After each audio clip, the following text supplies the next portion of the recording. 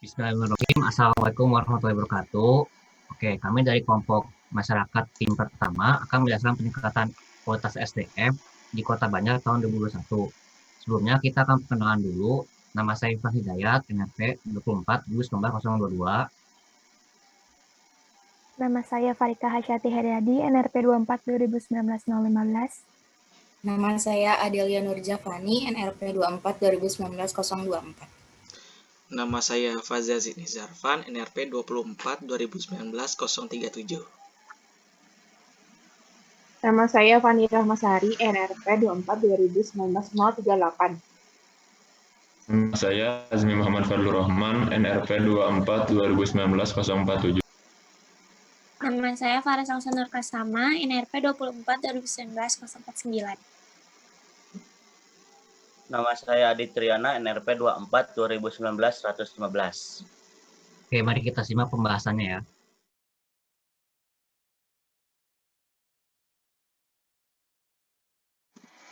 Oke, di sini ada PJMD Kota Banjar tahun 2018 sampai 2023.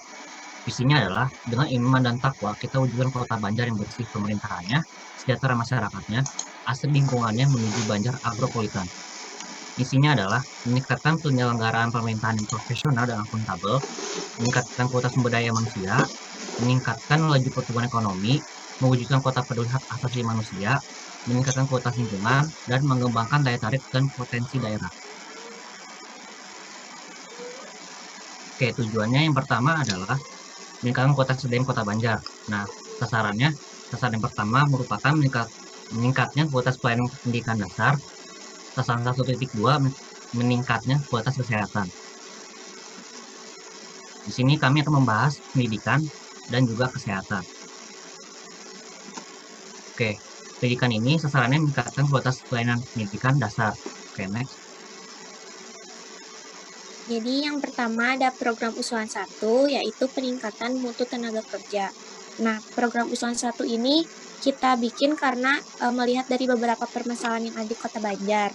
Contohnya yang pertama itu ada kompetensi guru yang belum memadai, terus banyak juga guru yang belum mencapai tingkat S1, kemudian masih ada guru yang belum memenuhi sertifikasi. Selanjutnya banyak kekosongan jabatan Kepsek dan pengawas sekolah. Hal itu tuh disebabkan karena masih banyak Kepsek dan maupun pengawas sekolah yang masih kurang dari kemauannya gitu. Terus pengawasnya juga masih memiliki sertifikat pelatihannya tuh yang masih belum memadai. Dan yang terakhir banyak juga pendidik yang memasuki masa pensiun sehingga mengakibatkan adanya kekosongan jabatan. Nah, rencana kegiatan yang kita usulkan tuh yang pertama ada mengadakan pelatihan dan juga pemahaman terkait pentingnya sertifikasi tenaga pengajar dan adanya standarisasi bagi tenaga pengajar di Kota Banjar. Dan yang kedua, memilih tenaga pengajar yang memang merupakan lulusan dari S1. Hal tersebut tuh karena emang supaya sistem pendidikan di Kota Banjar itu lebih merata dan tidak adanya ketimpangan. Oke, sekarang ke program usulan yang kedua, yaitu peningkatan mutu pendidikan di masa pandemi COVID-19. Permasalahannya adalah, pada masa pandemi ini tuh telah membatasi ruang gerak guru untuk memberikan pembelajaran secara optimal atau maksimal kepada peserta didiknya.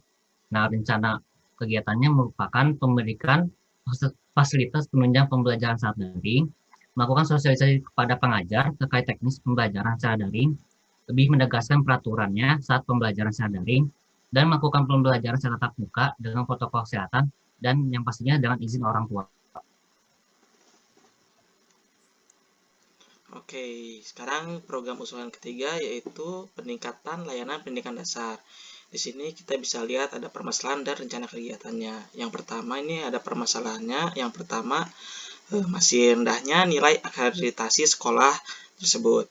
Kemudian yang kedua, belum meningkatnya mutu dan daya saing pendidikan dasar yang dicirikan masih rendahnya nilai rata-rata ujian nasional dan raihan prestasi akademik dan non-akademik pada level provinsi. Yang ketiga, ruang belajar pada jenjang SD dan SMP banyak yang rusak berat. Yang keempat, belum lengkapnya prasarana satuan pendidikan dasar sesuai standar nasional prasarana pendidikan. Dan yang terakhir, keterbatasan lahan sekolah untuk pengembangan fasilitas prasarana sekolah. Lalu untuk rencana kegiatannya, yang pertama adalah pemberian bantuan beasiswa, yang kedua merenovasi bangunan yang rusak, serta memfasilitasi ruang belajar pada jenjang SD dan SMP agar guru dan siswa nyaman saat belajar dan mengajar. Yang ketiga, meningkatkan kualitas layanan proses belajar mengajar pendidikan. Dan yang terakhir, adanya peningkatan akses, kualitas manajemen sekolah, serta kualitas proses pembelajaran, seperti menuntaskan wajar pengajar selama 9 tahun dan menghasilkan lulusan yang berkualitas. Lalu program usulan yang keempat adalah peningkatan kualitas sarana pendidikan. Berdasarkan dokumen laporan akuntabilitas instansi pemerintahan Kota Banjar, Dinas Pendidikan dan Kebudayaan, terdapat permasalahan. Yang pertama adalah target persentase kualitas ruang kelas SD maupun SMP yang dalam kondisi baik di Kota Banjar belum terpenuhi. Lalu yang kedua, target presentasi SMP yang memiliki perpustakaan di Kota Banjar belum terpenuhi juga. Rencana kegiatannya adalah yang pertama memperbaiki atau merenovasi kelas, terutama yang memiliki kerusakan berat. Lalu yang kedua, membuat perpustakaan di sekolah-sekolah yang belum memiliki perpustakaan. Dan yang terakhir adalah meningkatkan kenyamanan sekolah bagi murid dan guru.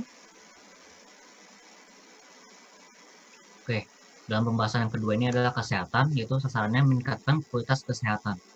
Next. Program usulan yang pertama itu peningkatan cakupan pelayanan kesehatan bagi bayi, balita, dan lansia melalui program perbaikan gizi. Nah, program usulan ini juga muncul karena permasalahan-permasalahan yang ada. Yang pertama itu karena angka kematian bayi dan angka kematian balita di Kota Banjar itu masih tinggi dibandingkan daerah atau kabupaten kota lain di Provinsi Jawa Barat. Yang kedua itu prevalensi balita gizi buruk atau gizi kurang di Kota Banjar termasuk tinggi juga dibandingkan dengan kota kabupaten lain di Provinsi Jawa Barat. Dan yang terakhir itu cakupan pelayanan usia lanjut usia di Kota Banjar termasuk rendah di Provinsi Jawa Barat. Nah, di sini ada rencana kegiatannya. Yang pertama itu pemberian makanan pendamping ASI pada anak usia 6-24 bulan yang kurang gizi dari keluarga miskin. Yang kedua itu pemberian imunisasi pada balita itu guna mencegah penyakit-penyakit menular juga. Yang ketiga itu memberikan makanan tambahan dan vitamin bagi lansia yang kurang mampu. Dan yang terakhir itu adanya pembinaan kesehatan lansia melalui penyediaan pos pelayanan terpadu atau posyandu untuk masyarakat lansia. Untuk yang selanjutnya yaitu program peningkatan ketersediaan tenaga kesehatan. Tenaga kesehatan ini sangat penting untuk memastikan pelayanan kesehatan berfungsi dengan semestinya. Maldistribusi dan kurangnya tenaga kesehatan merupakan masalah umum yang menjadi tantangan dalam peningkatan derajat kesehatan. Hal tersebut dipengaruhi oleh beberapa faktor, seperti maldistribusi atau ketimpangan distribusi tenaga kesehatan, di mana distribusi tenaga kesehatan di Indonesia lebih terkonsentrasi di ibu kota provinsi atau kota besar yang ada di provinsi tersebut. Untuk permasalahan tenaga kesehatan di Kota Banjar, ini yang pertama, rasio dokter umum, dokter gigi, perawat, bidan, tenaga gizi, tenaga sanitarian, apoteker per 100.000 penduduk masih di bawah standar pemerintah. Yang kedua, kurangnya sarana dan prasarana kesehatan, di mana banyak tenaga kesehatan yang memilih untuk mengabdikan diri di kota atau wilayah yang memiliki sarana dan prasarana kesehatan yang memadai. Yang ketiga, kurangnya perhatian pemerintah terhadap pentingnya kualitas dan kuantitas tenaga kesehatan. Untuk rencana kegiatannya, yang pertama, redistribusi tenaga kesehatan dengan kota atau kabupaten lain. Lalu, pemberian fasilitas dan jaminan insentif bagi tenaga kesehatan, khususnya bagi tenaga kesehatan yang terlibat dalam penanganan wabah COVID-19. Lalu pengadaan beasiswa dan program peningkatan kualitas seperti pelatihan, bimbingan, seminar, dan sebagainya bagi tenaga kesehatan. Selanjutnya yaitu program usulan ketiga, itu ada pengadaan, peningkatan, dan perbaikan kualitas sarana dan prasarana kesehatan.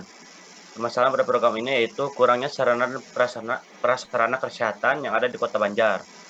Kemudian untuk usulan rencana kegiatan yang pertama yaitu pengadaan alat-alat kesehatan rumah sakit dan puskesmas terutama pada masa penanganan COVID-19.